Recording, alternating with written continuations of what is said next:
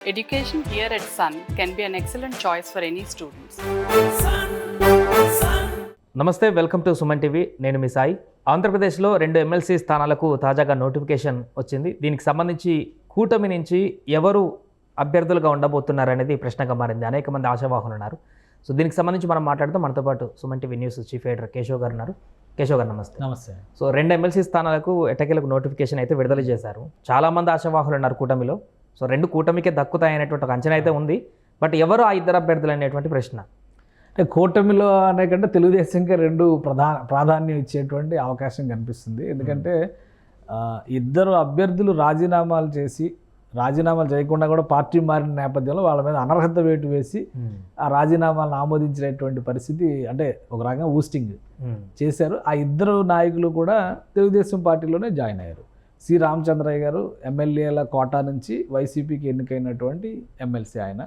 అలానే మహమ్మద్ ఇక్బాల్ గారు, ఆయన కూడా ఎమ్మెల్యేల కోటా నుంచి వైసీపీకి ఎన్నికైనటువంటి నాయకుడు. అయితే ఎలక్షన్స్ ముందర వీళ్ళు ఒక నిర్ణయం తీసుకొని జగన్మోహన్ రెడ్డికి వ్యతిరేకంగా స్వరం వినిపించారు. ఫలితంగా చివరి రోజు, అంటే ఎలక్షన్స్కి ఇంకా రిజల్ట్ రావడానికి ముందర 2-3 రోజుల ముందర అనుకోండి, బహుశా డిస్క్వాలిఫికేషన్స్ అనౌన్స్ చేశారు. జంగా కృష్ణమూర్తిది, అలానే వంశీకృష్ణ యాదవ్ది.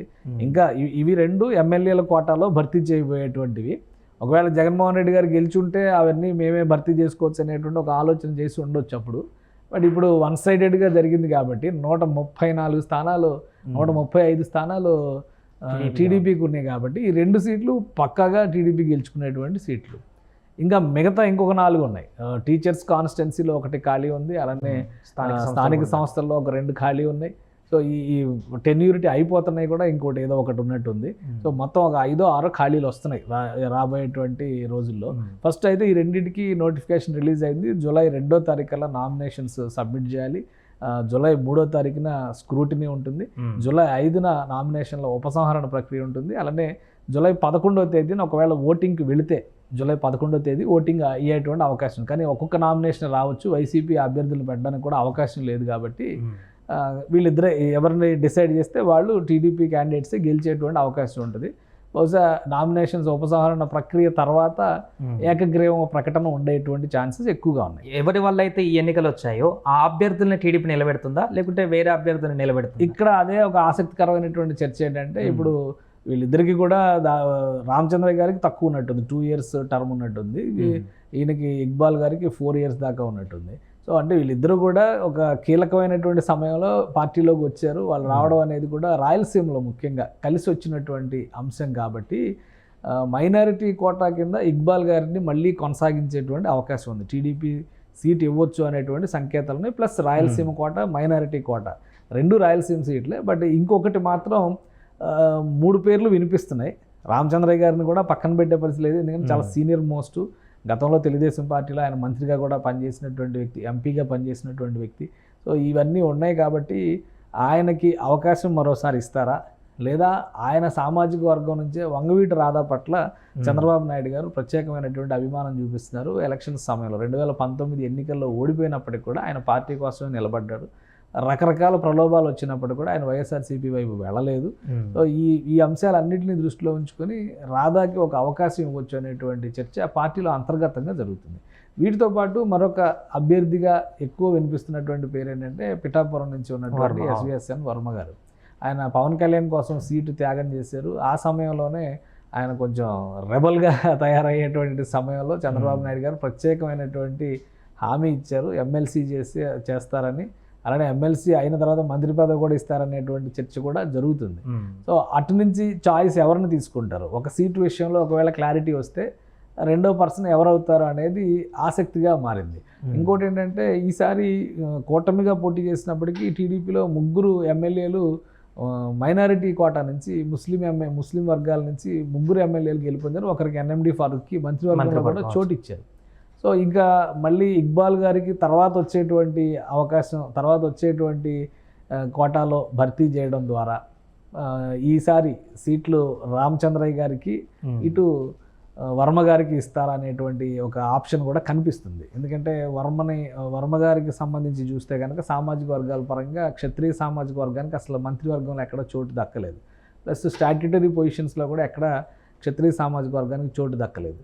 సో ఈ ఈక్వేషన్ చూస్తారా లేదా ఇక్బాల్ ప్లస్ వంగవీటి రాధా ఈక్వేషన్ చూస్తారా అనేటువంటి ఆసక్తి అయితే ఉంది. అంటే మహిళా నేతలకు ఏమైనా ఛాన్స్ ఇచ్చే అవకాశం లేదంటారా టీడీపీ నుంచి? అంటే ఇప్పుడు టీడీపీ నుంచి అక్కడ ఆల్రెడీ ఒక మహిళా నేత రిప్రజెంట్ చేస్తున్నారు. మొన్న రీసెంట్ ఎలక్షన్స్లోనే ఆమె గెలిచారు. నెక్స్ట్ లెవెల్లో కొంత ఇంటర్నల్ యాక్టివిటీ జరుగుతుంది. ఒక సమాచారం ఏంటంటే స్థానిక సంస్థల ఎన్నికలకు సంబంధించి రాజీనామాలు కూడా ఉన్నాయి. 2 రాజీనామాలు ఉన్నాయి స్థానిక సంస్థల ఎన్నికలకి సంబంధించి. సో ఎమ్మెల్సీలకు సంబంధించిన ఆ కోటా కూడా భర్తీ చేయాల్సినటువంటి అవసరం ఉంది. అక్కడ కూడా ఒక 2 సీట్లు ఖాళీ అయినాయి, ఆల్రెడీ అయినాయి. బట్ వాటికి నోటిఫికేషన్ రావడానికి కొంచెం సమయం పట్టొచ్చు.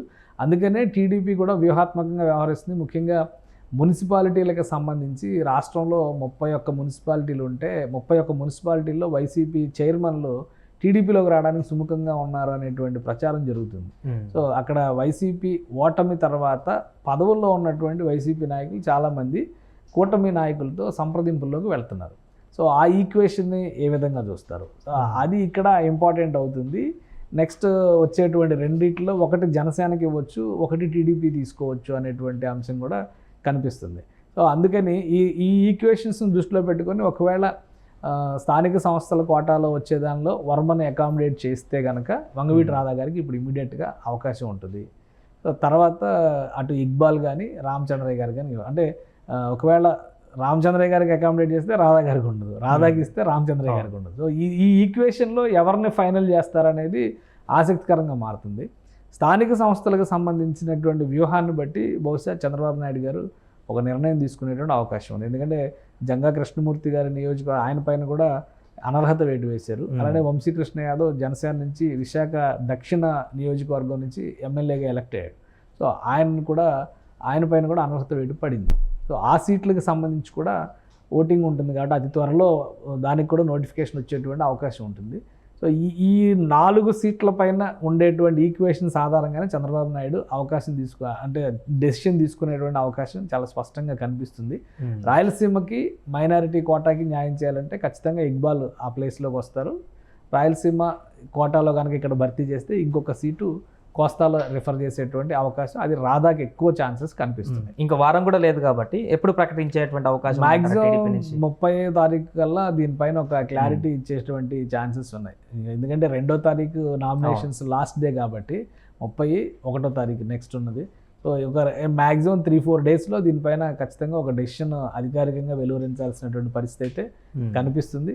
సో ఈ సామాజిక అంశాలు, ప్రాంతీయ అంశాలు ప్లస్ పదవి ఉన్నప్పటికీ కూడా రాజీనామా చేసి వచ్చినటువంటి వారి పట్ల చంద్రబాబు నాయుడు గారు ఆ లాయల్టీని ఏ విధంగా గౌరవిస్తారు, ఈ 3 అంశాల ప్రాతిపదికనే నిర్ణయం జరిగే అవకాశం ఎక్కువ కనిపిస్తుంది. Right sir. అది ప్రస్తుతం ఆంధ్రప్రదేశ్లో 2 ఎమ్మెల్సీ స్థానాలకు సంబంధించి నోటిఫికేషన్ రావడంతో అభ్యర్థులనిగా ఎవరిని ప్రకటిస్తారు టీడీపీ అధినేత చంద్రబాబు అనేది ఆసక్తికరంగా మారింది. ఏదేమైనా కూడా ఒక 2-3 రోజుల్లో దీనికి సంబంధించినటువంటి క్లారిటీ రాబోతుంది. అభ్యర్థులు ఎవరనేది కూడా తేలిపోనుంది. ఎవరు ఈసారి ఎమ్మెల్సీ బరిలో నిలవబోతున్నారనేది టీడీపీ నేతలు కూడా ఆసక్తిగా చూస్తున్నారు. సుమన్ టీవీలో మీ పర్సనల్ అండ్ బిజినెస్ ప్రమోషన్స్ కోసం కింది నెంబర్కి కాంటాక్ట్ చేయండి.